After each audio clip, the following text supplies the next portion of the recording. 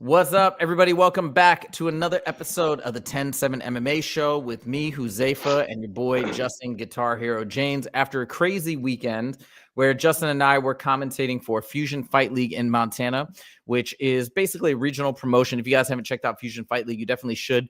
It's a great opportunity to see up-and-coming fighters that are, some are amateur, some are professionals. It's kind of a mix of both, but pre-UFC, pre-Bellator, pre-PFL, and guys really going out there and giving it their all. We saw some really, really great fights. A couple fights in particular stand out. But anyways, if you guys have any questions or want to know about what we do at Fusion Fight League with our commentating thing, just hit us up and let us know, and we'd be happy to talk to you about it. But anyways, what's up, Tehran? Tehran says, what's up? Welcome. He's already here. That's my guy right there. There he is from Michigan. We got a couple things to announce. Now, first of all, you guys may or may not have noticed our subscriber count grew quite a bit since yesterday to today, which is very, very exciting. We were at 552, I believe, yesterday evening at some point. Now we're at 621, so we gained a lot of subscribers. We might even have some new folks on this stream today. But first of all, we just want to say to all the new subscribers and the new people that are joining along for this ride and giving us a shot and seeing what we can bring to the table, we would just want to say thank you so much, everybody. We again are having a blast. This video that we posted yesterday on Sunday now has over 10,000 views, and that's a big deal for a channel of our size with only 600 subs and counting, 500 subs yesterday. So this is tremendous, and it just makes us feel like the work we're putting in and the time we're spending researching, making content, etc., is paying off, and people are appreciating it, and that's so rewarding because we love to make it. So thank you, everybody. Now, Tehran says 2 fights got announced for 313. And I don't know what they are. Tehran, can you tell us? You always seem to know more than us. And I'd love to talk about 313. We can even talk about 312 a little bit, but mainly what today is going to be about is looking back on UFC 311, because this is the first time Justin and I have jumped on together to have our show post UFC 311. I know a lot of people have been talking about it, but we're going to weigh in and give our perspective. But Tehran, if you could throw that in when you have a second into the comments, and we'll talk about it. But first and foremost, I want to start off with the main event. I want to start off with Islam Makhachev. Now, just to give you guys context, Justin and I were commentating during UFC 311, so we didn't get to see any of it live. When we were done, the entire card had concluded. Sadly, we did know all the results, but then we went back separately and watched it later on. I watched it that night. I don't know, Justin, when you watched these fights, but man, Islam Makhachev. Justin, I know that a lot of us predicted that Islam would win and that Renato Moicano didn't have a significant chance. But regardless of all that, or maybe considering all that as well, what's your takeaway from how Islam performed? I mean, it's hard to say. I mean, it was expected. You know, we talked about it before the show. I couldn't really see any position the money man could beat him in, and unfortunately that's the way she goes, man. You know, I got a text message that kind of during the fight, and it caught me off guard because obviously we were commentating, but it just said Islam got dropped, and I was like, holy shit. Yeah. And if you remember, I nudged you over. I'm like, dude, I think Islam got dropped. From my understanding, it was a slip. It was definitely a slip. Oh yeah. So I have that's the only fight I haven't watched. I rewatched Merab and Umar. Wow, man.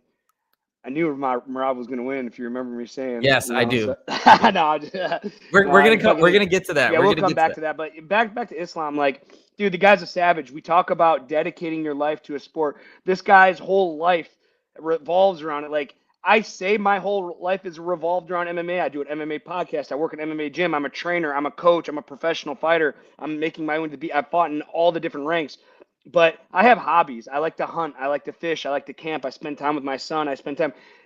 Understand, those guys don't have hobbies. You know what I mean? When they say that their life is MMA and their life is training, that's literally all they do. That's all they care about. And even in my prime, when I was training 4 or 6 hours a day, you know, and I'd say my life is engulfed with MMA. You know, I'd train 4 or 6 hours, and then I got clients, and it's like I'm doing MMA all the time. But then on the weekends, I'd go out, you know, and go snowboarding or go camping. Like, they don't do that. And people need to understand how serious these guys are about training. This isn't a hobby. This is all they do. This is all they enjoy to do. And, you know, over the weekend, or not over the weekend, last night, actually, I was thinking about this. And, you know, thinking about, you know, man, if I would have dedicated my life to MMA like they have, how much further I could have went. But honestly, I'm going to be straight with you. That sounds fucking miserable. Like, these guys are they're, I mean, they are where they are because of their attitude, but they're missing out, I feel, so much of life. Like, dude, I've missed training sessions to go watch my son play football. They will not do that. I've missed training sessions to go on vacation with my son. They don't do that. I've missed training sessions to go watch my son play football. They don't do that. And Tom Brady, and it's mostly because I listened to Tom Brady talk about it. Tom Brady talked about missing all those family events, essentially, basically leading to divorce in his marriage because he's not putting enough time. All he cares about is being on the football field. All he cares about is watching film. All he cares about is, that's why was 43 years old and could do what he do and win Super Bowls in this, because that's when you only thing you live, eat, sleep, and breathe. Like I said, you love math. There's no question. Your whole life is math. Yep. But And tutoring, yeah. And tutoring, it's essentially teaching. And Yeah. you're probably the only person I know that's that involved in his craft. But I'm not going to say that they're better or worse than you, but I think they're more involved in training than you are in math. Would you agree or would you disagree? It may be, but like on the scope, let's say this on the relative scope. I mean, it may be close though, because I mean, it's been pretty much all consuming for my life. But again, it's the way you're explaining it is spot on, and I think it's an individual choice. So I say this all the time, right? There might be other people that kind of look at the volume that I do, and just these different, just the level at which I kind of do what I do, right? So I have a tutoring business, but so I have other tutors that work for me as well. We have a YouTube channel, tons of stuff, but I specifically still tutor and work with kids one-on-one. And I feel like I do it at the highest level, right? But that also comes with a massive volume. I have a huge list of clients I'm tutoring constantly. Justin's come to my house before and spent the weekend. He wakes up Sunday morning. I'm already up. I'll do 12 to 14 hours a day on Sundays, typically long days. I work 7 days a week. So I'm always working. So people might look from afar and be like, man, that's a cool business, or man, I wish I could have that volume. And it's like, you may say that, but if you really look at my life and all the intricacies, all the sacrifices I've had to make along the way, most people would probably say, oh, now I see what you had to do. Oh no, I don't want to do that. That sounds terrible. That's not what I want for my life. That doesn't even seem fun. So what I say is, yeah, it may look cool from outside that I want that too. But it's like most people actually don't want it. And you're making a very honest statement there. And it's not something, I don't think it's something to look at and necessarily envy. It's like they're making a specific choice to give up a lot of things to I know, of course, he's athletically talented. He has a tremendous team. Like, they're doing a lot of things right, but they're making a choice and a conscious sacrifice of a lot of things that most people aren't willing to give up. And not of a lot of things, of everything. everything. And I didn't mean to put you down there and say like, oh, they work harder than you. But imagine your work days, but sparring or wrestling. All those days, like, dude, I've seen you work. I've never seen anybody. And for you guys watching, Huzaifa he doesn't talk enough about himself because he's so humble. He's one of the hardest workers. You guys watch his videos. He puts I can make a 5-minute video and it's like, man, I have nothing else to talk about. This guy can go on for 45 minutes straight. He makes the best videos. He makes the best content. I'm very glad to be a co-host with him. But the work he puts in, like he said, I stay the weekend in his house. I'll wake up at 8 o'clock. We go to the dog park for an hour or so. He comes back 9 to 3. All right, now I have an hour break. All right, now he's going from 4 o'clock to 11 o'clock or 10 o'clock. Now imagine, I feel they have the same lifestyle just in MMA. Think about after my fights. When you've went to a couple of my fights now, after my fights, win or lose, what do? We go out, we hang out, we enjoy time together. We have a couple drinks. Well, you don't drink, but we'll have a couple drinks, smoke a joint, enjoy life in the moment. When after their fights, these guys don't drink. These guys don't go out. They're going already getting ready for the next opponent. Yeah. And I just can't wrap my head around this. And when they talk about it, it's one thing, but when I saw Tom Brady, an American, talk about it, and it doesn't matter if you're Dagestani, American, Mexican, if you put the amount of time into your craft like these guys, like Michael Jordan, like LeBron James, like Tom, what's the quarterback I just said? Tom Brady, Habib, Islam. What else do you expect, man? And, I never really realized it. I never saw it firsthand until I hung out at your house. And that's really where I saw it firsthand. Like, wow, this is why this guy has built a huge business. This is why he's so successful. And again, Habib and them talk about it. But now that I've seen you do it, and I know they're doing that, but in MMA, I mean, there's nothing. I was surprised Umar lost because he's doing the same thing. Well, we're gonna talk about Umar in a second, and you actually made me kind of feel. Well, we're gonna talk about Umar and Merab because you said something very. You were right on point earlier today in a text thread with me, you, and Jesse on Fire. But we're gonna come back to that. So real quick, I want to come back to Islam because yes, and you're 100% right. They have the formula, which is a very simple formula: devote everything to this sport. But don't leave anything on the table. Put everything in your life into this pursuit of passion, and he's done that now. He fought Renato Moicano, late replacement, ranked number 10th. Okay, ranked number 10 in the ranking. So people are kind of scoffing at that. Nevertheless, still a tough opponent, I think, right? I mean, maybe the matchup wasn't great for him against Islam, but he finished him in the first round in the title fight. No matter what, I mean, even if when we saw Khabib go against Ali Aquinta, right? He won a dominant decision, but it was a 5-round fight, right? Brawling to the end. Islam takes this guy down, puts him in a darce, that tricky darce that he always gets, just boom, sleeps him immediately or makes him tap immediately in the first round. It was just so dominant, so flawless. Renato Moicano looked good. Actually, he did look good in the stand-up at the beginning. I will say that. Throwing some strikes, he looked fast. But, you know, it just really didn't pay any dividends to get him out of there that quickly. I know people are going to not give that much credit to this fight because of the discrepancy in the rankings. But I think it was phenomenal. Justin, what, from your perspective, like, how does this make you feel about Islam Makhachev, this victory? I mean, we talked about it before the show, man, and I hate to beat a dead horse, but there's no surprise about it. There was Moicano. He showed up. He's just outclassed in everything. I didn't think he had a 1% chance to win the fight. I didn't even look at the odds, but I mean, they probably gave. I mean, it should have been plus over 1,000. There's no doubt. Short notice replacement, a guy that's way outclassed. You know, there's nothing surprising about it. I think he could have knocked him out. I think he could have subbed him. I think he could have ground and pound. Whatever he wanted to do in that fight, he did. And honestly, how respectful the Dagestanis are, I wouldn't be surprised if he's like, you know what, this guy stepped up, saved the fight. Like, I don't want to hurt him. Take him down, choke him, finish it. And that's Khabib said. And the reason I say that is I'm going to go back to what Khabib said about Justin Gaethje. Khabib had him, and I'm pretty sure it was Justin Gaethje. He had him in an armbar and then transitioned to a triangle. And he said after the fight, he goes, the arm was straight. And I was like, oh, his arm. And then he transitioned. I was like confused about it. It wasn't like he was about to get out of the armbar and he transitioned. He had his arm, and Khabib said this after the fight, and it really resonated with me. And I'm almost sure that Islam probably felt, because dude, he could have made a highlight reel knockout. But Khabib said, he goes, I didn't want to break his arm in front of his family. That's why I switched to choke. Yeah, insanity. And with how that mindset is, you know, Islam has the same mindset. He might be like, he can't beat me anywhere. I just take him down, hit darce choke, no problem. You know, and I really feel that's what he did.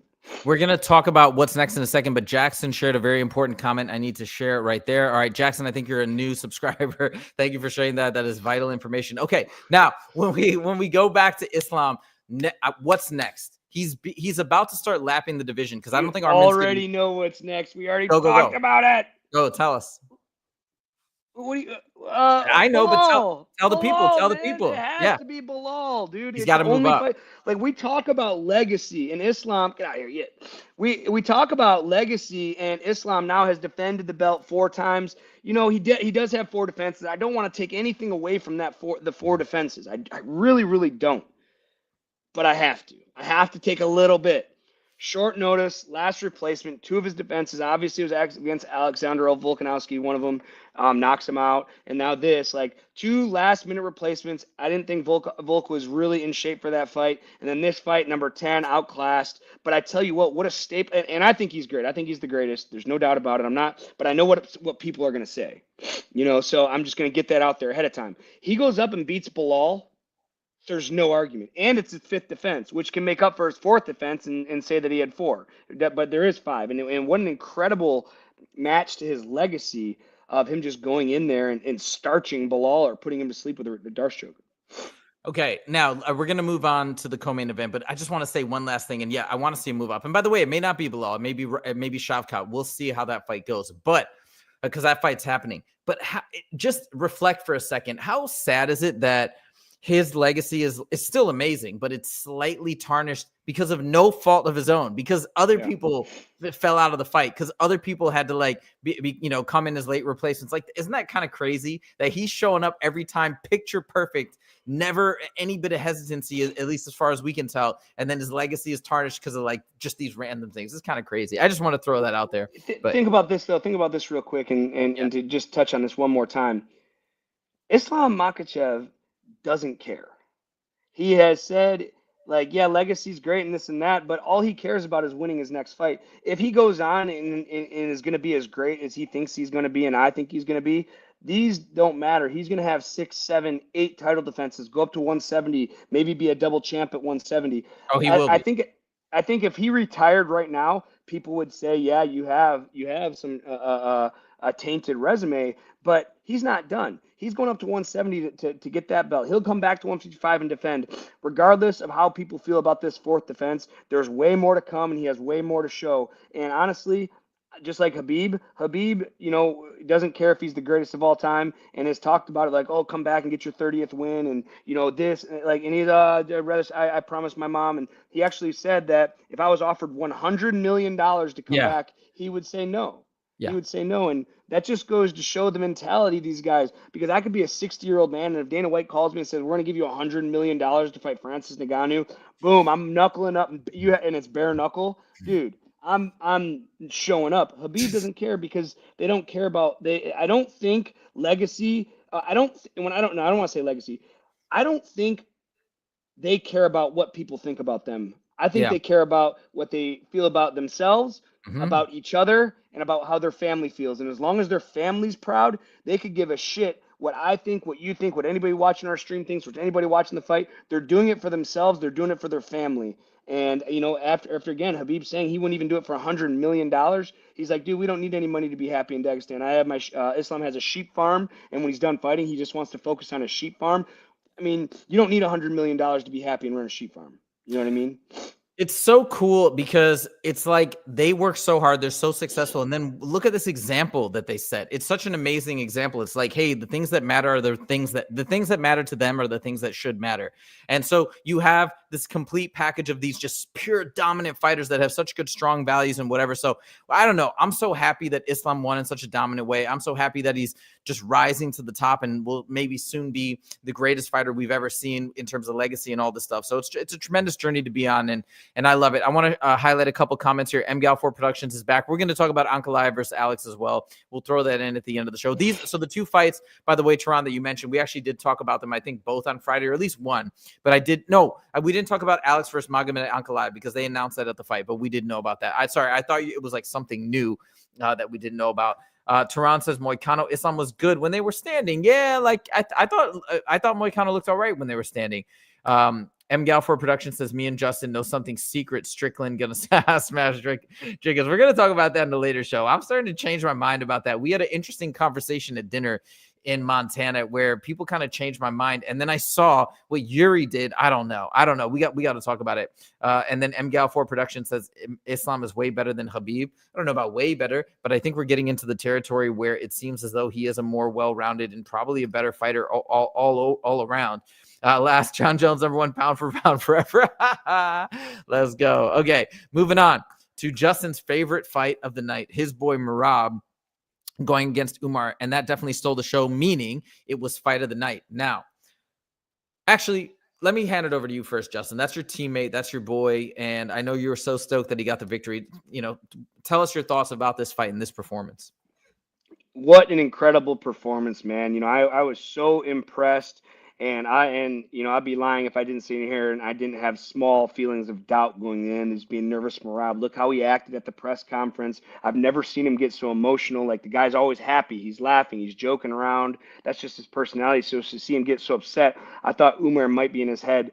But wow, like, we're talking about a guy, Umar, who, just like Islam, just like Habib, has dedicated their life to their craft, and that's all they do is train, and they're in incredible shape. But that gas tank of Merab, that gas pedal of Merab never coming off. Like, imagine driving 100 miles an hour, not having any brakes in your car. That's how Merab fights, and the pressure and the relentless takedowns and throwing wild shots to his takedowns, back to his striking, going for submissions. He's emoting in the cage. He's dancing in the cage. Like, how demoralizing is that? And you know what? Like, I couldn't imagine, being the best in the world. And people, it was just like when Dominic Cruz got, Dominic Cruz versus, fucking the guy. He's at my team. He's my teammate. Why can't I think of him? When he was emoting in the cage. Give me a fix here. He's been knocked out like 10 times in a row. He's the champ. Oh, Dominic Cruz. He lost the belt to him. Why can't I think of his name? Cody right now? Garbrandt? Cody Garbrandt's my son's favorite fighter. Like when Cody Garbrandt had his hands down, dancing with him, spinning. Like, how demoralizing is that to do that to somebody as good as Dominic Cruz, let alone Umar in this situation? Merab, after looking at his, what I'd like you to do is pull up Merab's his resume. This guy has one of the most impressive resumes in the entire bantamweight division. Not now, but in the history of the bantamweight division. He has beaten Jose Aldo, arguably the greatest featherweight of all time. He's beaten I just had the whole list on my head here. He's beaten, let's look at it right now. Umar Magomedov, Sean O'Malley, Henry Cejudo, Olympic-level wrestler, Peter Yan, Jose Aldo, Marlon Moraes, Cody Stamen, man. And Cody, another really good friend of mine. John Donson was stuff. Oh, he fought Gustavo? I didn't know he fought Gustavo. He probably fought Gustavo up. Yeah, he fought Gustavo up. Like, this guy has one of the most impressive resumes. His last 5 fights go back up, or just to the last 5. We look at Jose Aldo, arguably the greatest featherweight of all time. Peter Yan, oh my gosh, at one time I never thought he could be beat. And then he beats Henry Cejudo, Olympic-level champion wrestler. You have Sean O'Malley, who is known for incredible striking and range after he just knocked out Aljamain Sterling. Then you have 18-0 Umar Nurmagomedov. Man, like, what bantamweight resume is better than this in the history of the division ever? Well, people are calling him the GOAT, and what MGAL4 Productions said, Merab is the best ever at that weight. Do you agree? I agree 100%. And this solidified it for me. Who's better? Well, Merab said Aljo's better.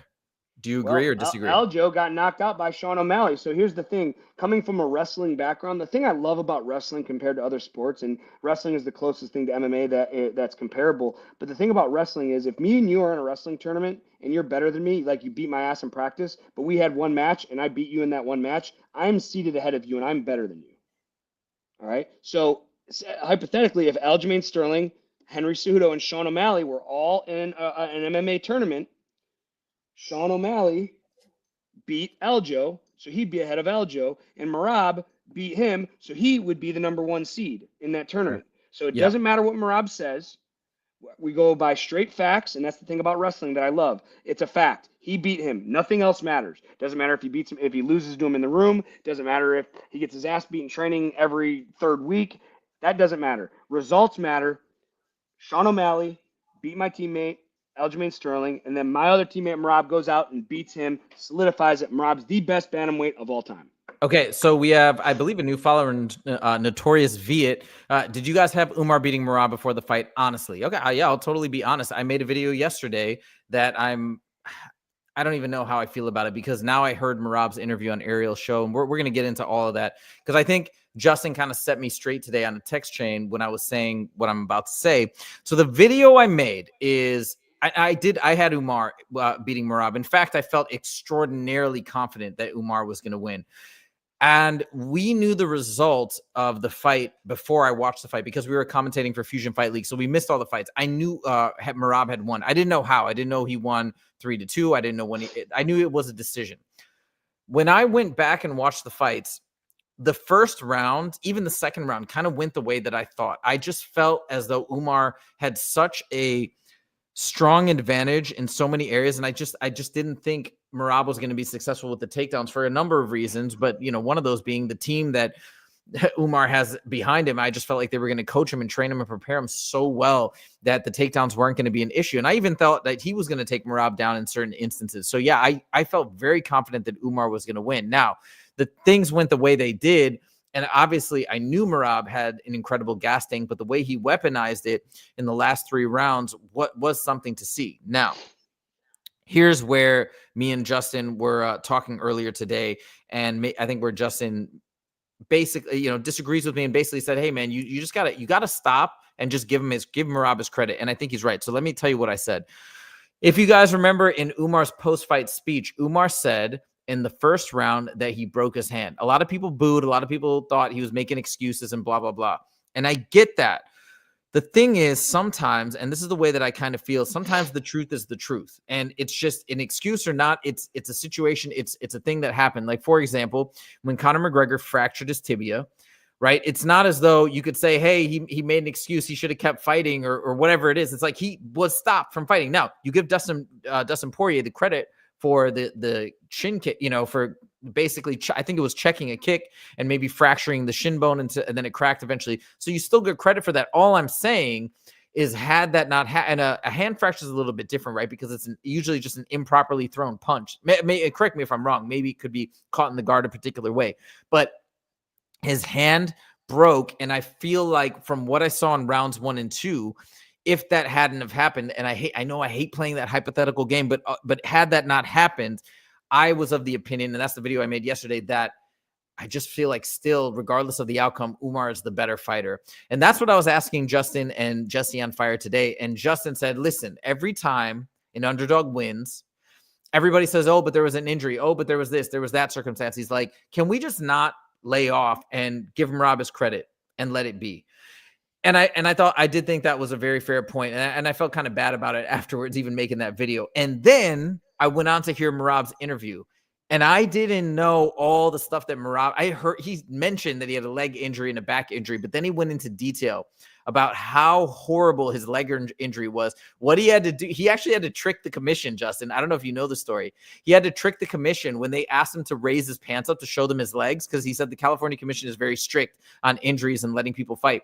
So he raised his good leg, and then they're like, okay, they checked it out, and then they looked at something else. They're like, all right, raise your other leg. And he raised the same pant leg. So they didn't see the cut. So that's what he did, because he said the cut was still open when he was getting inspected like a week or whatever before the fight. Then on top of that, he had a horrendous back injury during his training camp where he was bedridden for days, if not a week. So, and then he had that short training camp. He only had 6 weeks. And how can we equate the two versus a broken hand in the first? I don't know. But I think your point is valid. We can't harp on these little details. At the end of the day, a fight's a fight. They agreed to the rules. Things happen. Merab came away victorious. We got to give him his credit. But yeah, to answer your question, I did have Umar. I did pick Umar for sure. Justin picked Merab. He gets the credit for that. But anyways, and I will say this. It was a tremendous fight. It deserved fight of the night. And moreover, Merab really, he was great. He was awesome. The stuff he was doing, the way he was joking around, laughing, pandering to the crowd, kind of doing the woo when he missed the kicks and stuff like that. Like he's the man in the cage. I don't know anybody who's that confident, that kind of carefree. Kevin Holland. Nah, that you can't compare him to Kevin Holland, because Kevin Holland does that. But I mean, I hate to say it, but it's not the same thing. Not the same in a skill set. Not the same as a skill set, but he does crazy shit. Yeah, but like but it's so different, because it's like I feel like Kevin Holland is almost doing that. Okay, I'm making an assumption here, and he would probably be mad at me if he heard me say this, but I almost feel like he does that stuff to have built-in excuses to some extent. That's what it feels like to me. Merab's doing it and just dominating everybody. It's a totally different thing. So he's still laser focused and wants to win more than anything, right? And then on top of it, he's doing this and having all this fun. Like, it's kind of mind-blowing. You would never imagine Islam or Khabib or anybody doing stuff like that, because they're so driven, and that's why they have these pristine records. But then you have Merab over here, just a total goofball, being wild and crazy, and just, you got to rewatch that fight if you guys haven't watched it a second time, and just rewatch it. Like, Merab's hilarious, and he wins against arguably what people thought was the best bantamweight fighter of all, potentially, or soon to be, of all time. So a lot of props from Rob. Amazing fight. Okay, Justin, do you have anything else you want to add? Because next I want to ask, who do you want to see next against Merab? But do you have anything else you want to add or throw in about the fight, or things you were impressed with? No, man. I think I got it all out there. Merab looked just, give the champ his due, man. He keeps showing up. I didn't think he was going to beat Henry Cejudo. I was worried to get him getting knocked out against Sean O'Malley, and the guy just keeps proving. You know, it's kind of like when I used to bet against Conor McGregor, and every time Conor fought, I was like, well, there's no way he can beat him, and then he knocks him out. There's no way he can beat Eddie Alvarez at 185 or 155. He's a great wrestler, knocks him out. Oh, there's no way he could beat Jose Aldo, arguably the greatest featherweight, knocks him out in 10 seconds. And that's kind of how I felt about Merab. A couple of his matchups early on, I was very skeptical about, like, oh, I just don't, how's he going to out wrestle Henry Cejudo? He's an Olympic champion. There's no way. Yeah. Or how's he going to take down Sean O'Malley with his incredible range and precision striking? And he just keeps proving time after time that he's the man. And that's kind of why I went with my gut on this. I wasn't really entirely sure. I obviously wasn't sure, but I had to go with my gut, and that's was really deciding factors. He's kept winning. He keeps beating big guys, good guys. I mean, he beat Jose Aldo, Peter Yan. Again, I just can't get over the resume this guy has. And until somebody beats him, we got to give this guy his credit. And I'm not gonna root or vote against him until someone finally beats him. Okay, Wolf Fuel, I think another new subscriber, a new watcher says Merab pop for EPO, breaking news. No, it's funny. I was asking, he says it's been confirmed. I was asking MMA Joey yesterday on his live stream. I'm like, this is an honest question. I don't know anything about Merab, but just the way you see him fight, what percentage chance do you think he would be on EPO? And he legitimately said, he's like, nah, he doesn't seem like the type of guy, but he's like, just looking at his performance and his output, if I didn't know anything else, I'd have to say 30% chance that he's not, just because of how crazy he fights. But that's a compliment to Rob. With that being said, the fight was 2 days ago. The drug results won't be back just yet. I think when I failed my drug test in the UFC for marijuana, and I didn't get it for like 2 weeks. No, he's not on EPO. We're not putting that out there, guys. Like, I'm totally kidding when I say that. So, no, props to Merab. Last question, Justin. Who do you want to see Merab fight next? Man, he's went through the division. Who else is he gonna fight? Like, I know who I want him to fight. He's kind of like Islam. Like, he's gonna start recycling guys now. You know what I mean? Is.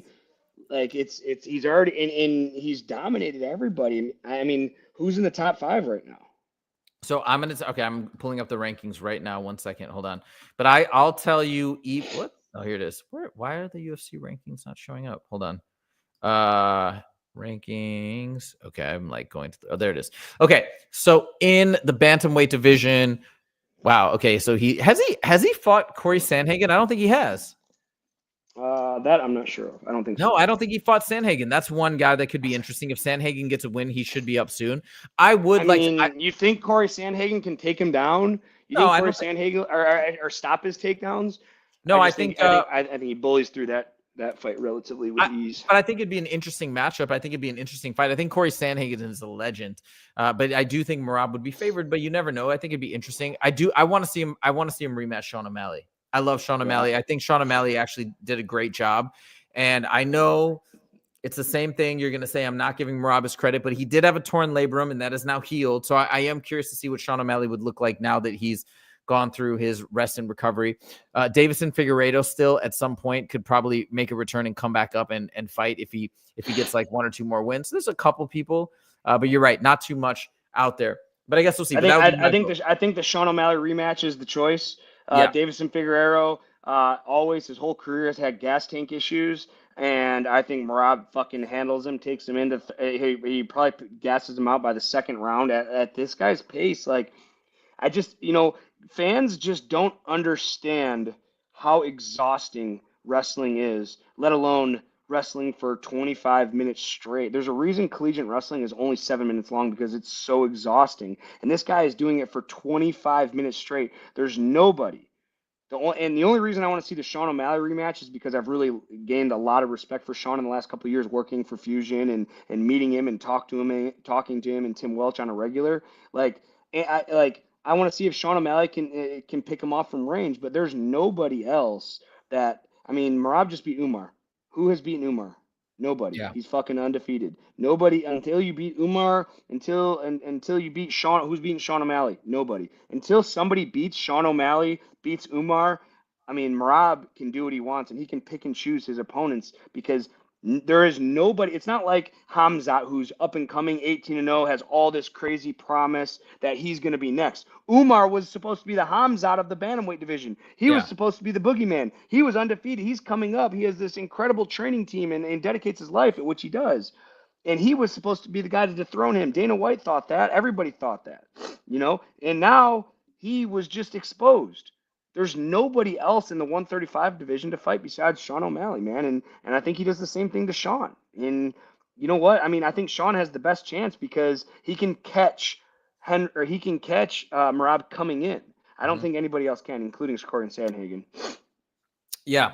No, you make a fair point. Last thing I'll throw out, which Tehran mentioned, and I did see, this is what MMA Guru wants. He said this in his matchup for all the fighters in the champ. He wants Pantoja to move up and fight Merab. I personally would much rather see Sean O'Malley, but I mean, let's have your thoughts on this.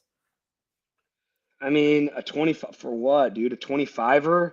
Like, do you know how much more size and strength Merab is going to have than this guy? And people can be like, oh, well, he's small for 25. Merab cannot make 25. Like that, you know what I mean? Like, this guy is a brick shit house. Like, this Pantoja can make 125.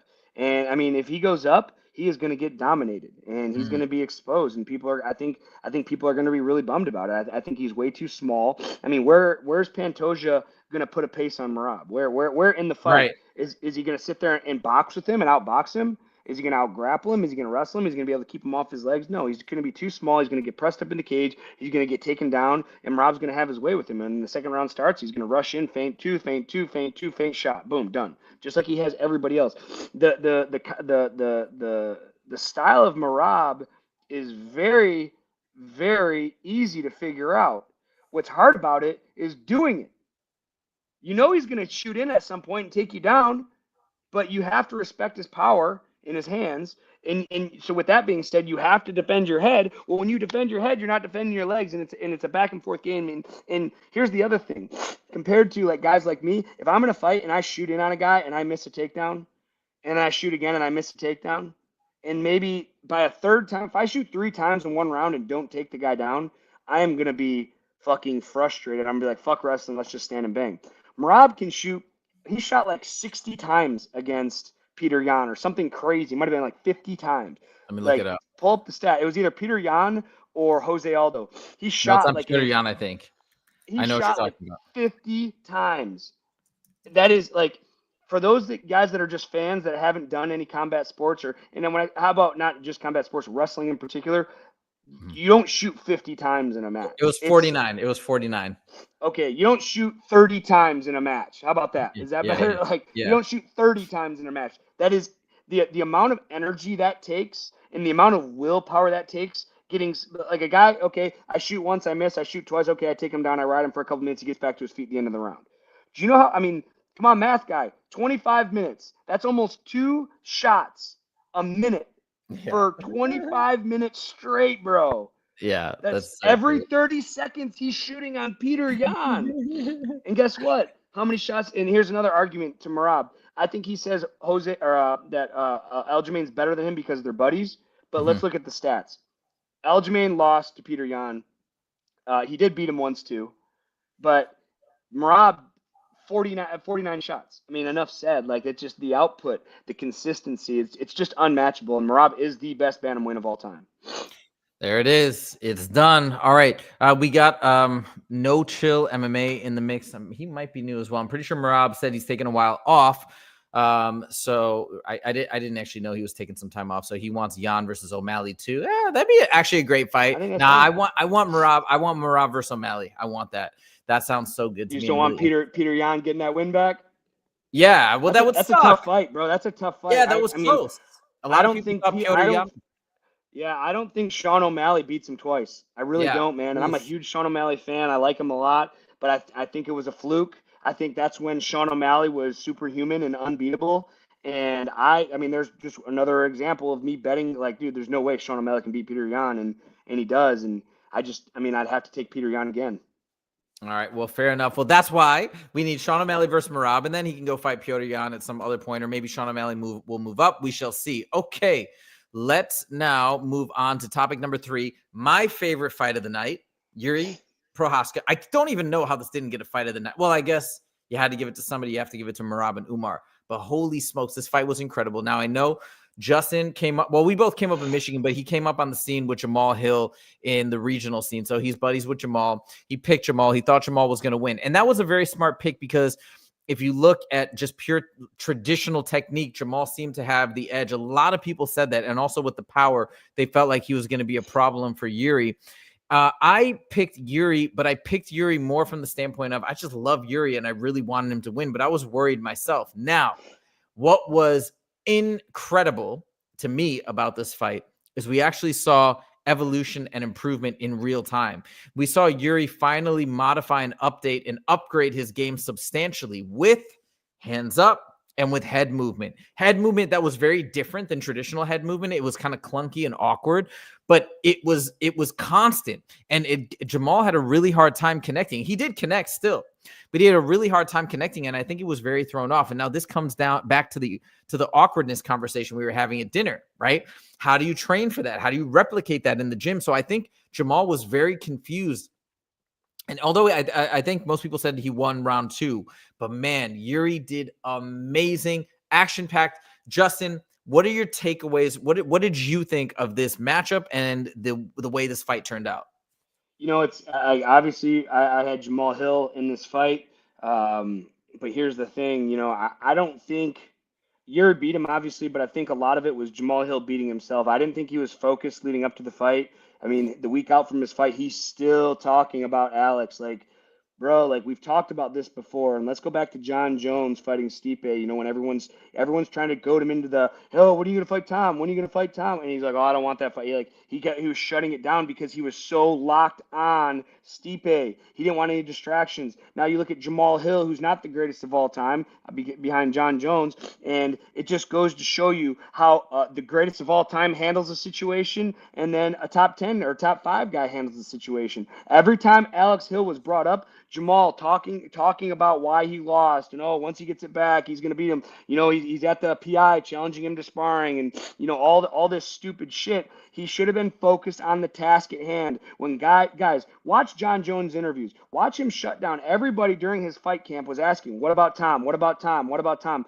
And John Jones, and we talked about it, and I talked about it specifically about why he's the greatest of all time. He shut it down. I'm not taking the fight. I'm done after this. I'm done after this. Whether he's done or not, it doesn't matter.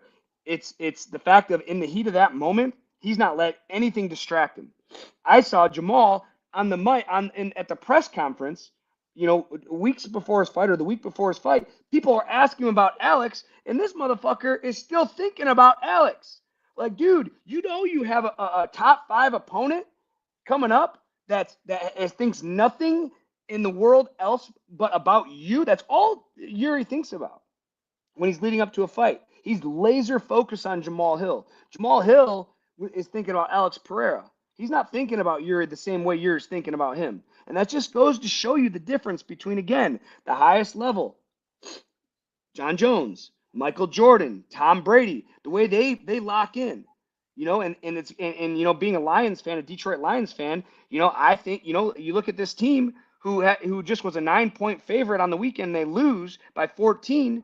They're already they're talking about the Super Bowl. They haven't talked about the Commanders. They're not even thinking about they're a 9-point favorite. We're going to walk this dog and everything's going to be fine. We're going to win the NFC. And then we're going to go to the Super Bowl. They're not I was so disappointed in not the game, but just the lead up. Like everyone, we're Super Bowl bound. We're Super Bowl. You got to win 2 games. And in Jamal Hill's case, before he can get back to the Super Bowl, Alex, he has to beat Jiri.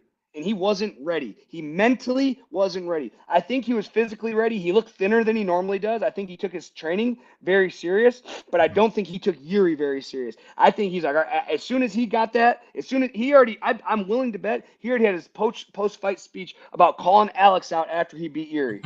and I can almost guarantee that. Yeah, it could be. Jamal Hill was not focused for this fight.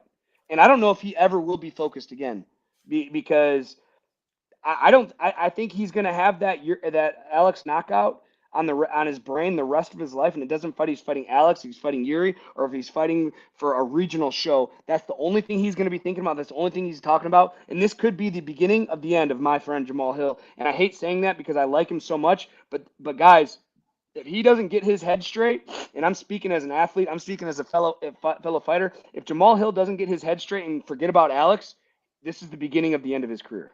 Okay, we're going to come back to Hill, and I want to know what you think should be next. We have a comment from Tehran, and he wants to do Roundtree versus Hill next, which I'd love to see. Whether or not that makes sense in terms of Hill. Well, actually, no, then they'd both be coming off a loss, so I think it could make sense. But I'd love to see that fight. That was supposed to happen last June, so that'd be tremendous.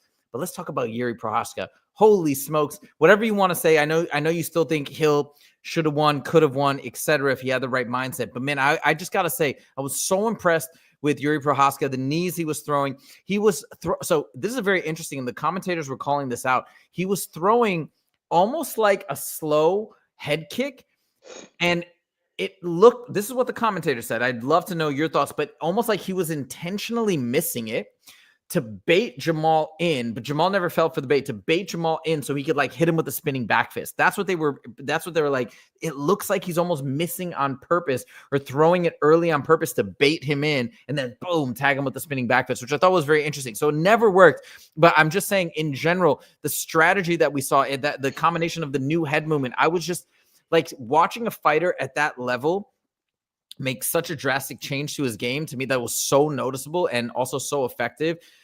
Just gave me I already had all the respect in the world for Jiri Prochazka, but it just amplified it, and it made me want to see him fight so badly. And then I loved how he called. I mean, he's already lost to Alex Pereira twice. He knows it's a long shot for him to get that third fight, but you could hear it. He was just like, I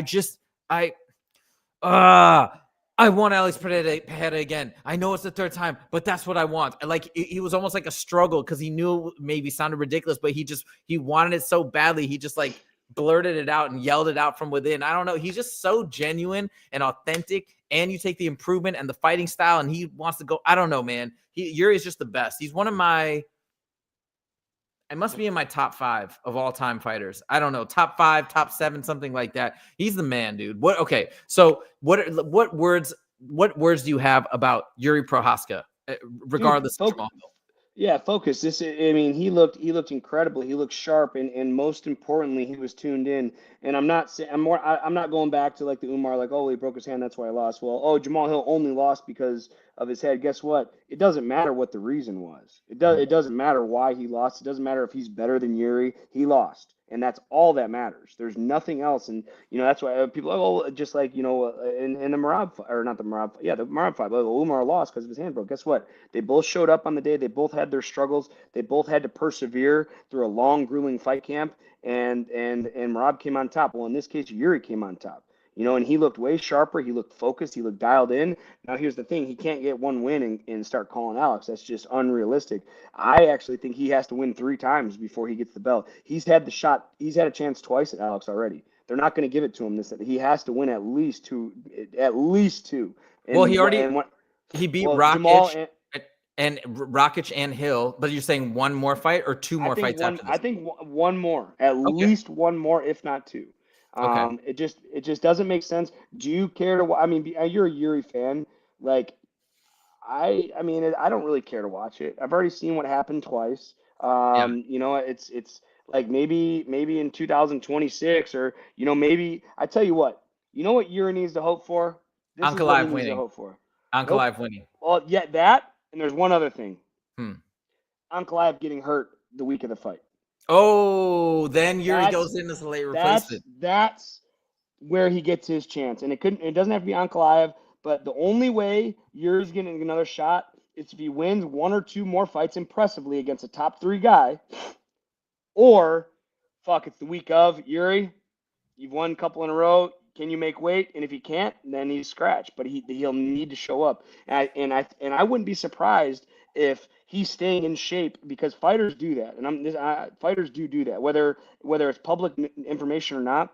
Guys don't know, like 55ers that are in the top 5 that I've trained with, or 45ers more particular. If there's a title fight, all the 45ers are training that are in that wheelhouse. Like Dan Ige for one, he will be training almost every title fight just in case he needs to show up on 24 hours notice. And he's done it before, he'll do it again.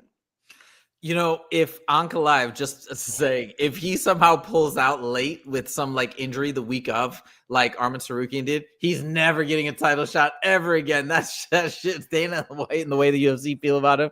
This is it. He better show up. But yeah, that'd be crazy. No, you're right. Look, I do love Jiri, but it is a little bit anticlimactic, I would say, to see a third rematch, especially a third fight, especially when they've lost the previous two. Now there could come a point where it's undeniable. If Jiri just wins another 3 in a row and he's like 5-0 in his last 5, okay, it's like, okay, what are you going to do? You have to put him up there. He can't just keep beating contenders. So there would come a point where you would feel like you have to do it. But yeah, if that's what Jiri needs to hope for, that Ankalaev wins and then he can slide in, fight Ankalaev, and then he can rematch Alex Pereira when Alex Pereira is challenging once again. But we shall see. That's what's so interesting about this sport. There's a lot of moving pieces, and that's what's cool about UFC 311.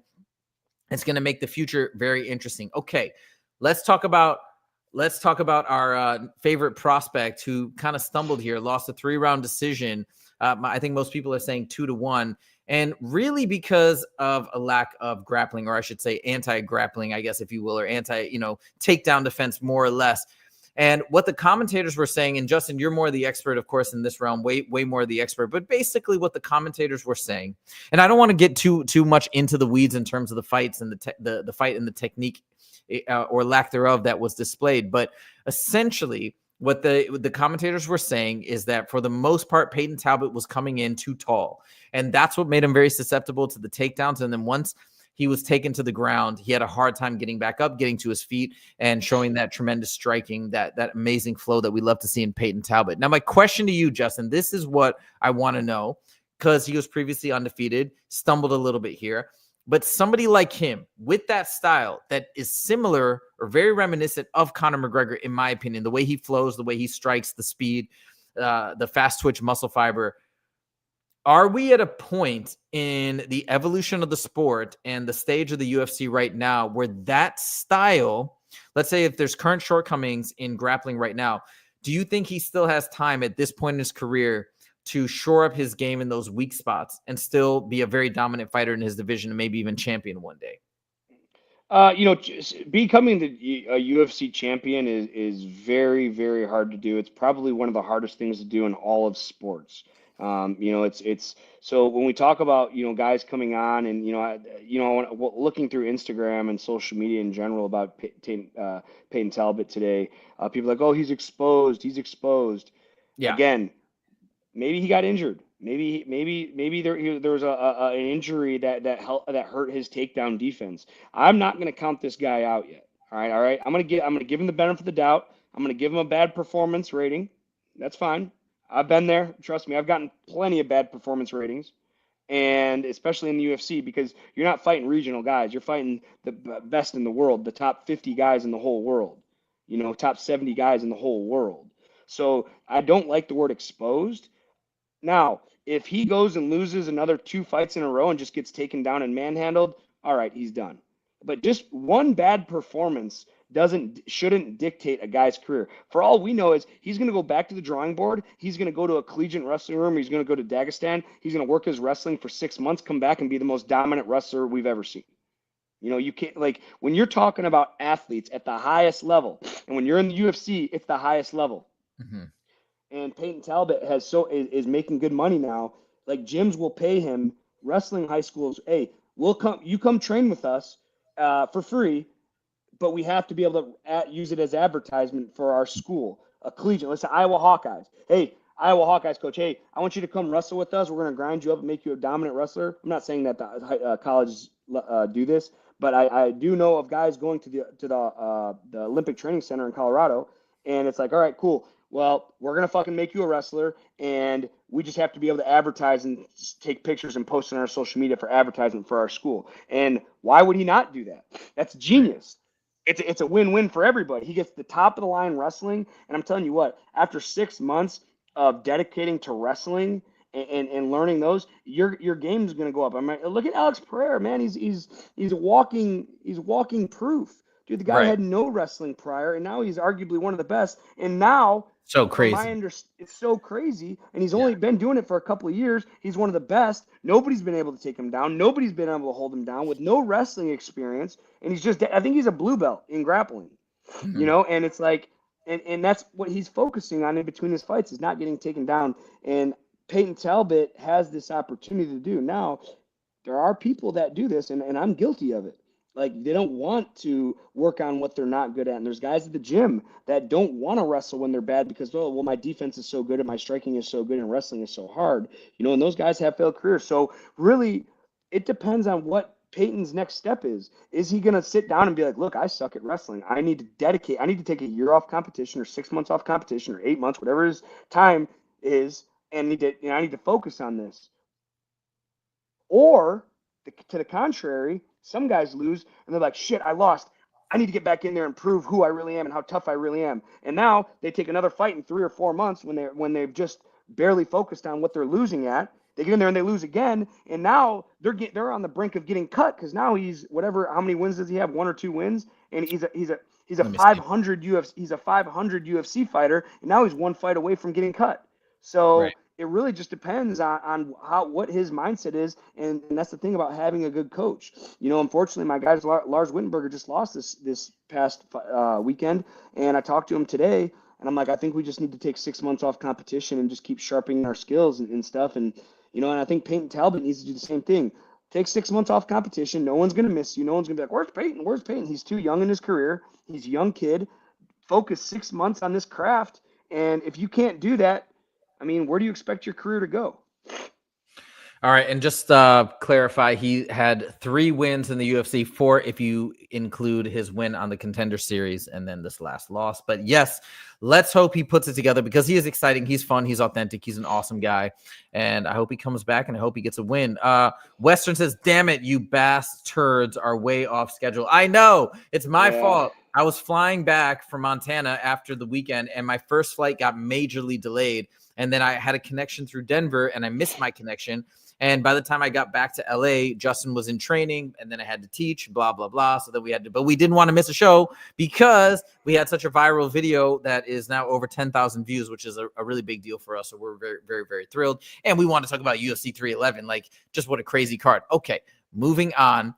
Actually, now we have to talk about, this is what the video is about that went viral. If you haven't, relatively viral, okay? Like relative to our side, it's got viral like 10, for us. It's viral for us. It's viral for us. So it's gotten like 10,000 views. It's about Arman Tsarukyan. And I want to talk about what's next. And this is actually very important because I made this video last night talking about how he's probably in big trouble with the UFC. You can tell Dana White in the post presser is very unhappy with him. And he insinuated that he felt that Arman should have kind of basically manned up and fought, and that the doctor at the PI or the trainer or whoever, I think maybe felt that he could if he wanted to. That's the insinuation that Dana made at the post-fight presser. And I said, based on that, it seems like Arman is not in the good graces of the UFC currently and may never be again. And Dana also said, yeah, he's got to go back to the drawing board maybe in 2026. So he's saying he's not expecting him to have any title fight in 2025. So it sounds like it's a pretty bad situation. Now, since I made that video, Arman Tsarukyan, to his credit, I actually didn't think this was going to happen, but he came out and did an interview today with Ariel Helwani and explained the whole situation. So, Justin, I'm not going to play the clip. I do have it queued up. Actually, yeah, you know what? I do have it queued up. Let me just play it. Yeah, you can hear it in his own words. Because, Justin, I really want to know your thoughts being in the UFC, having 5 fights in the UFC. Like, what do you think the UFC's reaction is to him pulling out, number one, and number two, listening to this interview now and the explanation of everything that's going on. So check this out. In Arman's own words, this is what happened. Everything was good. But like last day, Wednesday, after training, I went to sleep and I started to feel my lower back. And I couldn't sleep all night and I thought something happened. Took some the painkillers and they didn't help. Like, but the next day, I thought like it's gonna be good, and after press conference, I'm gonna start my weight cut. And when I started my weight cut, I was doing bike, and like that moment, I like my back like stuck, and I couldn't move. I couldn't move. I just lay down on the hot tub. It was crazy pain. I couldn't like do cardio, and then UFC doctors came and started to help me do some PT, and they said you're gonna be all right in the morning. If you're gonna feel the same, uh, you can continue cut your weight. So, and I was like 6 pounds left when I went to sleep, and the pain was same. And like 5 a.m., I just said my manager, it's the same pain. I couldn't move my lower back stuck, and it's just I cannot continue. So At the press conference Okay. on So Justin, this is the reason. This is what happened. Now, somebody had theorized. I can't remember. It was a fighter. Maybe it was. I can't remember who it was. But they said basically, if you have an injury, when you do the weight cut, your body is more sensitive. It's more fragile. It's dehydrated, and sometimes these injuries can become exacerbated, or you might feel them more severely because you just have less fluid in your body cushioning things. And so, I want to just turn it over to you as a fighter. Have you ever had to pull out of a fight before? By the way. I have never pulled out of a fight. Out of 78 MMA fights, I've shown up into the UFC twice on 3-day notice. I never have pulled out. Okay, well, so you're okay. Well, perfect. So, like, what's your opinion here? What's your thoughts here? I don't know him, and I don't want to throw shade at a guy I don't know. I don't know his personality. He's a super tough dude. But here's the thing and this is, and again, I'm not saying that he isn't telling the truth. He probably is telling the truth. But as devil's advocate, let me get this straight. So you hurt your back on the bike and you continue to cut weight. You fall asleep 6 pounds over. You wake up, you finish your cut, you make weight, you go to standoff, and then the day of the fight or late after the face-offs, then you back out. I don't know, man. I don't know this guy. It sounds weird. I mean, like I said, dude, weight cuts are the worst and training camps are the worst. But it could just be very, very poor coincidence for him. But I don't know, man. It's just how the whole thing. Like he looked great at the face-offs. He looked fine. He walked on the stage fine. He wasn't like, oh my back. Like he's talking, oh my back hurts so bad. He walked right up there, squared up. Everything looked. He still made weight. Like, do you know how hard it would be? No, the weight. So hold on. Let me make sure we got the timeline right. So it's Wednesday when he started doing the bike to begin cutting weight. That's when he got the pain. Then it stopped. Then the next day, Thursday, he woke up. He felt better. And then no, I'm sorry. He got the injury Wednesday. Then he went to sleep, woke up Thursday, felt better. He did the press conference and the face-offs at the press conference. Then he came back after the presser. Then he got on the bike to start cutting weight. That's when it flared up again. And then he had to stop the weight cut, even though he was only 6 pounds over. And then at like 4 a.m. on Friday morning at 4 a.m, he said, I can't, the pain's still there. I can't cut any more weight. And that's when he pulled out. Okay, I had my timeline mixed up. I thought he weighed in, faced off, and then pulled out. I'm sorry. No, he faced off after the presser. Okay, do you know, because I don't know, did he ever step on the official scale? No, he didn't. Okay, so with this being the reason I ask is there's 4 official scales. There's one at your hotel, or there's 3. There's one at the hotel. There's one behind the scenes, like when you get to the show, when you get to the venue, there's one there to check, and then you have your official scale that you step in on. Yeah. So if he's in the hospital, what we need to find out, and I'm going to do a little digging. When you're at the hotel, you have a scale. It's the official unofficial scale, and the reason it's unofficial is because there is an official there watching you get on, but it's the exact same as the one you're going to step on at the venue. They are weighed exactly the same. So if you step on this scale, you're going to make weight at the other scale. Yeah. All right. From my understanding, is that Arman has had a hard time in the past making weight. Oh. And I've heard this. This is all speculation.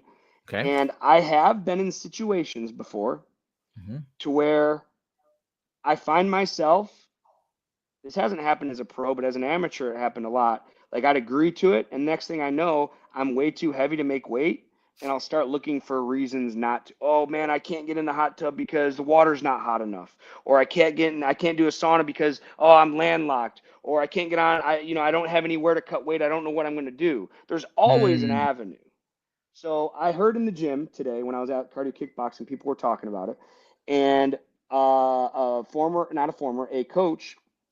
He used to be a head coach at Extreme. I don't want to put him under the bus in case that he's completely wrong. But he said that Arman has had a hard time in the past making weight.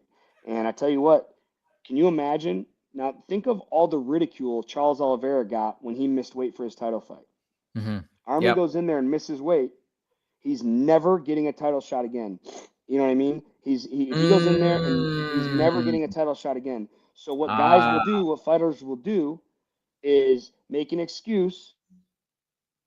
And again, I'm not saying this. So if you guys watching, whoever's watching, whoever sees this video, I'm not ensuring this, but it's definitely not out of the realm of possibility. This is a very interesting. Yeah. Yeah, I mean, think about it. Yeah. If he goes up there and misses weight, Dana White's going to be like, you didn't take this serious. We're never giving you a title shot again. But if he goes in there, oh, I hurt myself, I can't make weight, and then Dana's like, okay, we'll reschedule it. There is, although it's a small percentage, there is a chance that Dana White says, fuck, all right, well, we'll reschedule you in 3 months. But Dana's not stupid. Yeah. All right. Dana's not going to call his fighter out because he doesn't know all the specifics. But from my understanding is the reason like he's not getting a title fight in 2025 is Dana White knows that there's a good chance that he was too heavy to make weight the next day and he found it out. And because if he fights him for the title and wins, he's not the champion if he misses weight. I hate to say it, you know, because I really like Arman. And we are speculating. We don't know. Somebody gave me crap today on the video, said, you're just speculating. It's like, yeah, that's what we do on the show. We don't have all the facts. What do you expect us to do? This is an opinion show. What do you call fight predictions? Yeah, obviously we're speculating. Anyways, but yeah, so I don't know, but it does kind of make a lot of sense also why Dana White seemed frustrated because he was saying things without saying things. And so maybe that's why there was a suspicion that there was something else going on, not just the injury. Okay, this makes a lot of sense. Oh my God. Okay.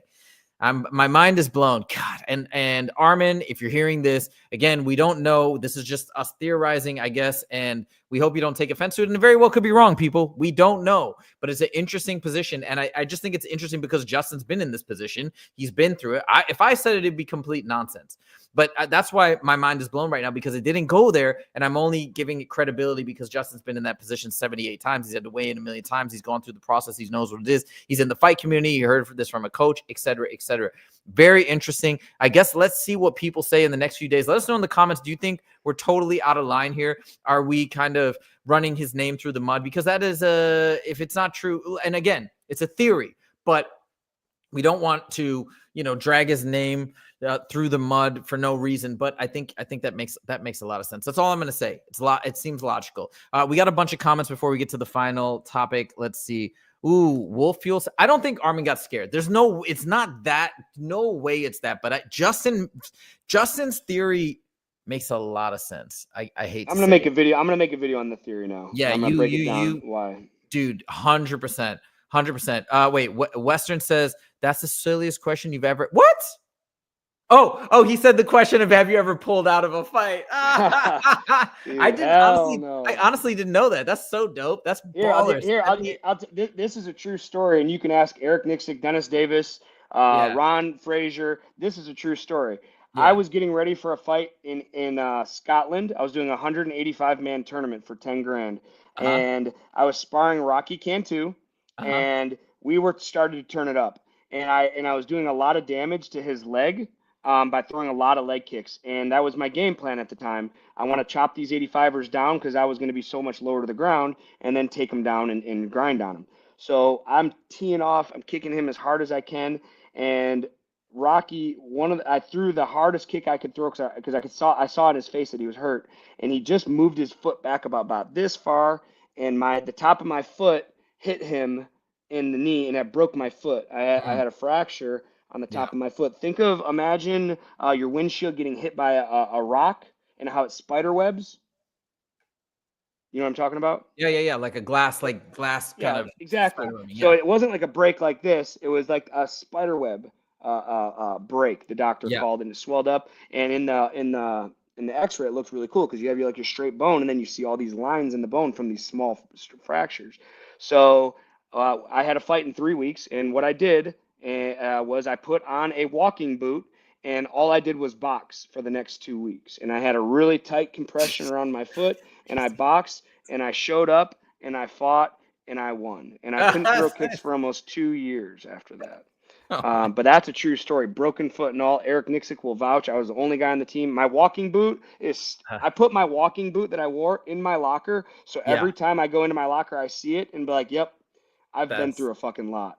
All right, It's there in you there guys. right now. There you guys have it. And MMA Joey is in the chat. By the way, don't think I missed that. I'm about to shout you out, but I just didn't want to interrupt this story because I never heard this. This is crazy. And this is news that I'm learning right here live, that Justin has never pulled out of 78 fights, done all this crazy stuff. You have to respect him.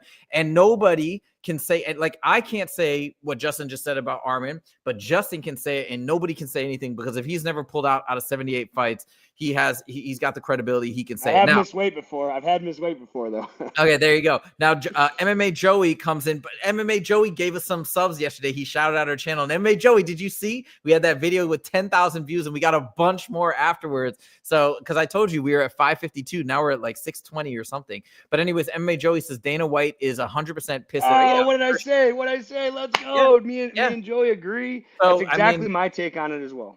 Well, it makes sense when you say it, because you've been in that position, you've been in the situation, and then the way you explain it, and then all the other pieces he's had trouble making in the past. I hate to say it, but you make a very logical, cogent point. So it is what it is. By the way, we just got our first donation ever from MMA Joey, $5. He says, so let me explain the context of why he's saying 5 is working fine around here, because I go on Joey's stream all the time, because as I told you, right, he's arguably my favorite streamer. Him and MMA Guru, I kind of did that ranking. I put MMA Guru above Joey, but they're, kind of, I watch them about equal amounts, I would say.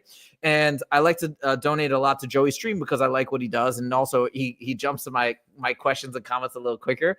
So it's my little cheat code. But what's been happening lately on his stream is you can do $1.99, $4.99, and $9.99. And for some reason on my phone, when I do the donations for the $4.99, you click the button and it just clicks it and nothing happens. Click it, nothing happens. Versus the other ones, they go find it, clicks it, it processes it, and it posts it.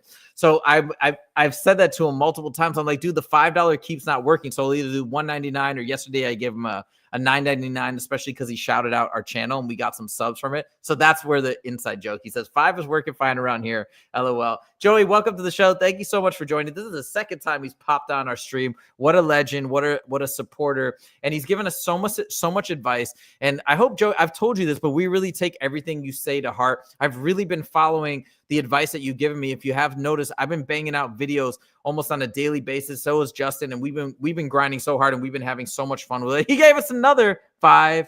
Joey, it's too much. Congrats on the monetization and the 10K video. What a legend. That's the first amount of money we've made on this channel, $10. What's up? From MMA Joey, a very, very successful YouTuber right now. His channel's on fire. I think he's at like 34,000 subs, which is crazy. Okay, MGal4 Productions says, props, Justin. Yeah, that's so dope. That really is something to be proud of. And bare knuckle coming up too. Oh yeah, guys, Justin has a bare knuckle fight on March 7th at Fusion Fight League. If any of you guys want to come out, I don't know if you guys want to come out to Montana, but you should. Montana is so dope. It's so fun. Missoula is fun. So anyways, we'll give you guys information in terms of how to come to the Fusion Fight League fight where Justin's headlining. I'll tell you what too. And this is, it's a long shot, or it's not a long shot. I'll do this. If any of you guys come out and you're watchers of the 10-7, you got free tickets. Ooh, Justin's gonna give you guys free tickets. Actually, we'll sponsor the tickets, the 10-7 show in general. Yeah, 100%. We'll get you guys free tickets. That's fair. Okay, Joey says Kevin Holland is a scrub with it. Yeah, Joey's not the biggest fan of Kevin Holland. I don't know if you know anybody that knows him. I don't want to get Justin in trouble here. But okay, we'll do a couple things. Knows Kevin Holland? What's it? Yeah, do you know Kevin Holland? I've run across him a couple times. He's every interaction I've had with him which is not very many. He's been so nice and so humble and so polite. I think one time he was like trying to walk on the match and he just like excuse me, and I was like, oh shit. But man, if you guys haven't seen Kevin Holland versus Rampage on this most recent video, it was Jackson podcast. Like so Kevin Holland does not like Rampage, and Rampage is. Dude, I think Kevin Holland's legit. Like, Rampage, you don't want to. Yeah. As a matter of fact, I do. I do want to fight you. Oh, you don't want that. And I think Rampage is old and he's slow and, he parties a lot. Like, I think Kevin Holland slaps him around. Yeah, fair. I know, Justin. I asked Justin about that. That's what he said. Rampage was like, he goes, Rampage was like, you don't want to fight me. And he's like, I do. Last but not least, Joey says, "Keep grinding, boys. Congrats again." Holland looked terrible. He did look with the hat, with the cowboy hat and shit. Well, no, I think he's saying he looked bad just the way he was behaving and the way he was talking to Rampage. A lot of people were upset because Rampage is an OG. Like people, honestly, I didn't like the way he was talking to Rampage, but I don't know Kevin's perspective. I mean, he felt offended. He felt like that Rampage came after him for no reason. So I kind of understand perhaps where Kevin Holland was coming from, but like Rampage is so lovable and he's just so beloved in the community that a lot of people took it, I guess, personally, and that's what it is. Wolf Fuel, last comment, and then we got to go to our final topic, says that Rampage would maul him, LOL. And yeah, MGAL4 Productions says he's gonna fly out and watch you, Justin. Dude, you guys, it's gonna be a banger fight. I'm gonna be commentating. I'm gonna be commentating by myself while Justin's in there because normally we co-commentate. Tara will probably do it. Oh yeah, Tara will probably do it with you, the owner of Fusion Fight League. With that being said, also guys, you know, it is a regional show. It is Fusion Fight League. But as you guys know, if you guys have ever followed my career since getting cut from the UFC, I've only fought UFC veterans, Bellator veterans, or PFL veterans, you know, and this is no different. This is Lloyd Mix. He lost to a decision to Michael Chandler. I believe he beat Pitbull. He's 3-0 in BKFC right now. Like, this is another tough task, man. Me and Lloyd are old school vets. We've been there. We've done that.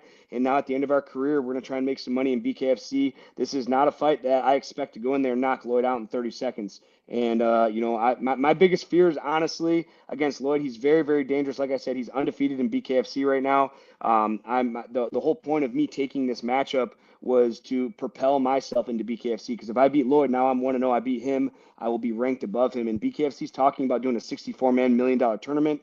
I'll be a shoo-in to that if I beat Lloyd as well. So guys, expect blood, man. Expect violence, expect blood. Me and Lloyd are having a great time chirping each other on social media, face to face. We've gotten each other's face a couple times, man. I usually don't do that. But he's like an old school guy, he thinks he's like an old school gangster. So he likes to run his mouth to me, and I'm going to slap that stupid mustache right off his face. Justin James versus Lloyd Mix in the Fusion Fight League, bare knuckle boxing. Let's go.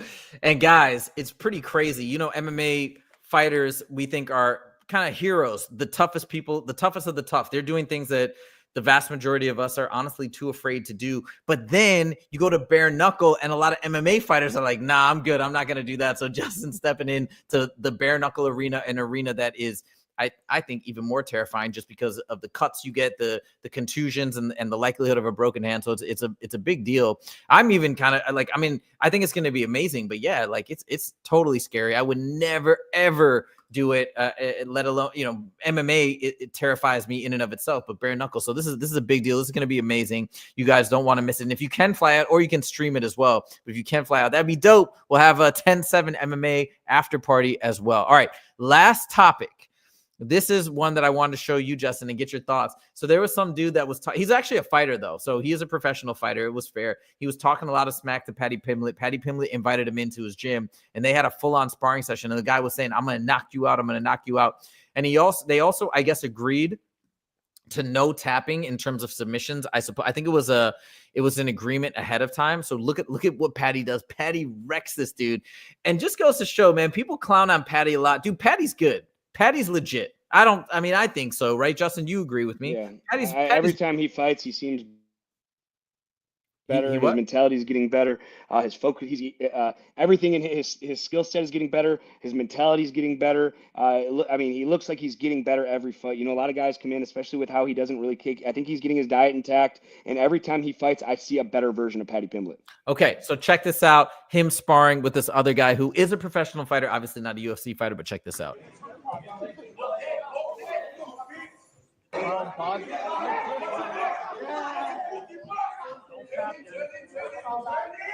Ooh, catch that.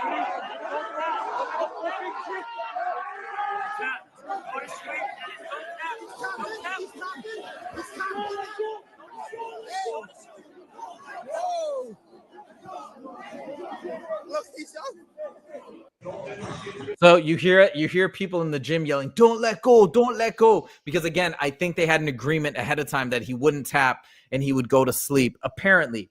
What do you think of that, Justin, when you watch that? I think that guy's a pussy. I'm going to give you two reasons. That guy, he probably sucks at fighting. Well, no, he doesn't. I don't think he does. I know he sucks at fighting. And I'm going to tell you why. As soon as Paddy took his back, he went for the rear naked choke, and it was already in. All right. Yeah, he didn't truck his chin. That right? that would never happen to anybody at Extreme Couture. That wouldn't happen to me. That wouldn't happen to my best amateur. Like, as soon as he went down, he locked in the choke immediately. And the second thing that tells me he's a fucking pussy is he's what we call panic tap. All right. When I get caught in a rear naked choke, I'm gonna try to make some adjustments to get out of it. And then if I get caught, because my ego's gonna, I'm just gonna fuck, you got me. But when you see guys do this, it's called panic tapping, and it's a real thing. Jake Shield talks about it a lot. Guys, panic tap. It's like real fighters don't panic tap. Especially that like that. He had that choke in for 3 seconds. I would have been like, fighting the top end, squeeze. Fuck, motherfucker got me, tap. I wouldn't do it, tap. Like, the guy's a fucking fraud. Maybe he's a pro fighter, but guess what? There's a lot of pro fighters that we see fight for Fusion that are all frauds. Not all of them, but there's a lot that are. And this guy's a fraud too. And he got what was coming to him. He got fucking his back taken and choked out in 30 seconds. He's a joke. Move on. And he was talking smack to Paddy, so I think it was deserved, and it is what it is. Okay, we're about to end. This just happened at the gym last week. Yeah, I swear to God, this really happened. So I went to spar. I'm sparring. I'm not going to mention his name because he still trains at the gym. And I throw a leg kick. He catches the leg kick, kind of runs me down, takes me down, gets on top. I reverse position back to fist. So we're in wrestling class. I'm going over a technique, and this guy's like, "Tell everybody in class I took you down. Tell everybody in class I took you down." I'm like, "You didn't take me down." It was such a small that I didn't even remember it. And he's like, "Yeah, remember when you threw the kick and I caught it and I rushed you and took you down?" I'm like, "Are you serious?" He's like, "Yep." And he looks around and he goes, "Tell everybody I took you down." I said, "All right, we're going to wrestle right now. And you have to take me down 10 times. I'm not going to shoot on you. You're going to take me down 10 times. What I was able to do is I made him tap and his eyes start watering. I got to mount and I didn't have a shirt on. And I took his face and I pressed it up against my like sternum and my abdomen. So his mouth is like at my xiphoid process or my sternum, and my skin is going in his mouth. And I'm hugging his face, and I pinched his nose, and he starts freaking out, tapping. He's like, "Let's stop. I'm like, "Hell no." And I held him there until tears started running out of his eyes. And I said, "Don't you ever tell motherfucker you took me down again." He's like, but I did take you down. I swear to God, he said that. Anyways. All right, well, there you go. That's what happened. That's what happens to fucking idiots that come into the gym and try to talk to a real professional fighter. And Paddy Pimblett is a real professional fighter. Whether you agree with me or not, he is. He is 100%. Okay, last thing before we wrap the show. Very fun show today. We've almost gone an hour and a half, and it's been a blast. What from MGAL4 Productions? Because this is a good question, and I need to make a video on this. What is next for Arman? Like, what do you think? Who does he fight next? Yeah, what's going to go down? What's next for Arman is this, and it's not going to happen. But what should be next is he's not going to get a title fight. He's going to have to go beat five guys. You want to know what I think's next? I think Arman needs to go call the PFL and fight in the tournament and try to win $1 million, because he's not going to make $1 million payday in the UFC anymore. He's not going to be the UFC champion anymore. Dana White has taken that away. We've had guys injured before and have to back out, and that's fine. That's fighting, but not the way he did. Dana White knows, and you can tell by his interviews, Dana White knows that he got hurt because he was going to miss weight, and that's unacceptable in the UFC. Remember, he had a hard time making 156 pounds. He had to make 155.0 or 145 or 154.9. That's a whole nother pound. And you know what? I don't care if you guys are watching. That there's been times where I'm a quarter of a pound over. I look at my coach and I'm fucking done. I'm not getting back in the tub. I'm done. You know, and even if he got down to like 156, even if he got down to 156, he still has to lose 2 more pounds. And that can, I'm telling you, man, and I'm speaking from experience, when you have this idea in your head, like, "Oh, I bet I lost 4 pounds or 5 pounds in the tub in the last 2 hours," and you step on and you only lost a half a pound or a pound, your brain gets flipped upside down. What Arman needs to do is he needs to call Ray Sefo and be like, "Hey, I want to get into the PFL tournament next." Although I heard they are making some altercations with it with the pay scale and stuff. He needs to call the PFL because he still has a chance to become the PFL champion, and he does not have a chance to become the UFC champion anymore. Wow. So I was actually thinking that. I was like, I wouldn't be, not that he'll necessarily get straight cut, but he basically will be so barricaded and blocked in that division going forward that they, you know what I mean? Which like, if what you're saying is true, I kind of understand it, because it also goes down to a reliability situation. How can you put him in a main event or even a co-main event spot if this is the way that you're going to carry yourself and you're going to do something a little underhanded, almost a bit unethical? Man, that's so crazy. Well, here, this is what's going to tell you if it was the weight. If it happened, so he's used his card of getting injured now. He can't use that card ever again. He will be cut if he uses that card again. So if his next fight he shows up and, misses weight, I mean, or has a hard time making 156, I mean, that's going to be the proof in the pudding right there, man. I don't think they're going to cut him. They're definitely not going to cut him because they can't say what he's saying isn't true. They can just think it isn't, and it probably is. Like I said, I saw Dana White in the press conference, and he wasn't like, man, I feel so bad. That kid works his butt off, these things happen. He's like, he's not going to title fight for another year. Yeah. And again, it goes back to Dana White knows things that we don't. Because when there's people, when you're cutting weight at the PI, especially, I don't know where he's cutting weight, but when you're even at the hotel, when you're cutting weight, there's people there and they're watching you and they watch everything. They've had them come in and watch me cut weight just to see what I'm doing and how I'm doing it. And not saying they're just like, they said they're just here to observe. They didn't say like, oh, you can't do it that way. You can't do it this way. Oh, we're here to observe. We're here to observe what you're doing. Well, I tell you what, those people report to Dana White. And if those guys are in there and like, hey, look, he's having a hard time in the tub right now, or he's having a hard time doing cardio right now, and all of a sudden he gets hurt, I mean, you put two and two together, when it quacks like a duck and walks like a duck, it's usually a duck. This is crazy. Okay, Justin, you got to make a video about this and we'll post it just explaining everything, all these theories. We'll make it a nice summary and then we'll post it for you guys. I'll post it tonight if you can do it tonight or to come out in the morning. And then you guys can kind of hear Justin's, we'll frame it up and Justin can kind of lay it out step by step so you guys can hear the whole argument. I mean, again, like it's just, he's been there, man. He's got, it is what it is. And some people might get upset about it, but I think Justin's just speaking the truth and he's just making a conclusion. We may be wrong. He may be wrong. We may be wrong about this theory, but let's just put it out there because again, you have the experience. It's an educated theory. It's not just, I'm not just some idiot there. I've already been there. I've done that. I fought in the UFC. I know how things work. I know, and what really is my selling point on this, and again, I might be wrong, but my selling point is Dana White's attitude towards it. Yeah. That's my whole selling point. Dana White has sympathy for fighters when they get hurt. He does. Because he knows this is our work and this is our payday. Like Dana White doesn't want to see him miss a payday and then say, and by the way, he's not going to another payday like that at least until 2026. Like he knows something that he's not saying, and whether something's up. And I think I hit the nail on the head. All right. Well, that's it, guys. Thank you so much for joining. This was a really fun show. Again, so sorry for everybody that we had to change the time. That was all my fault. Well, technically it was United Airlines. One more thing. I'm really sorry. I keep cutting you off. No, guys watching, devastating news for me. And I'm not talking about the Detroit Lions. I'm talking about the UFC letting go of one of the greatest fighters of all time, Clay, the Carpenter Guida. I even wore a shirt for the show today. Guys, Clay Guida is, man, if you are not a fan of Clay Guida, you're not a fan of the UFC. Making his debut in October of 2006. I was a junior in high school.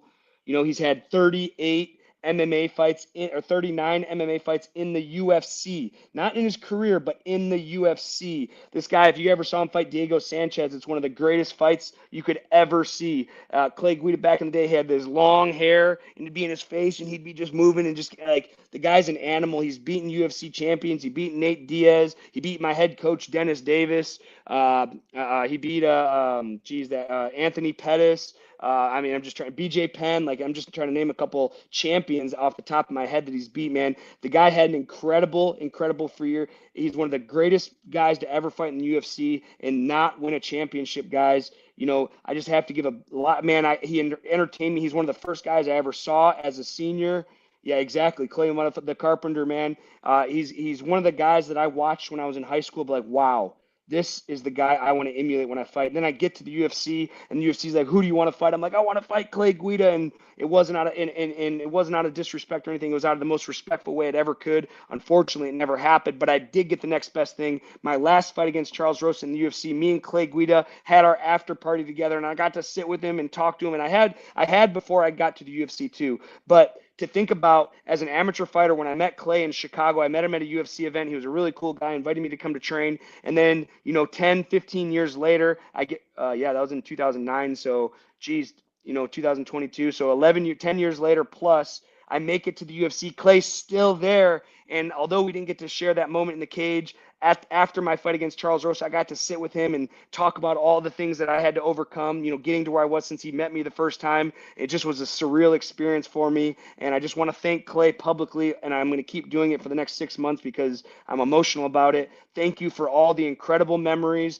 Thank you for the incredible fights. And I'm sure you don't remember meeting me the first time, but I know you remember meeting me after we fought together on 2 different cards. And I want to say thank you from the bottom of my heart for all the great memories and everything you've done for the sport and the UFC. And we've got a video from Justin that we're going to post hopefully tonight or tomorrow morning as well about Clay Guida. So make sure to check that out, guys. And Wolf Fuel also says I saw his fight with Oliveira. So there we go. Other guys sharing their memories of Clay Guida. And M-Gal4 Productions says Chicago is Clay City. Yep. All right, guys, that is it. January 20th, the show is in the books. Have a great rest of your day. Thank you so much for joining. If you did like this video, make sure to click that like button. If you haven't done so yet, you can still click it. It's not too late. And if you're new and checking out the stream and you want to join along on the ride, make sure to click subscribe. We got a ton of subscribers between yesterday and today, over 70, almost 80. So that's pretty wild for us. That's big. That's a big jump. We are on our way. We are on our way. Thank you guys so much for joining, and we will see you in the next video. Take it easy.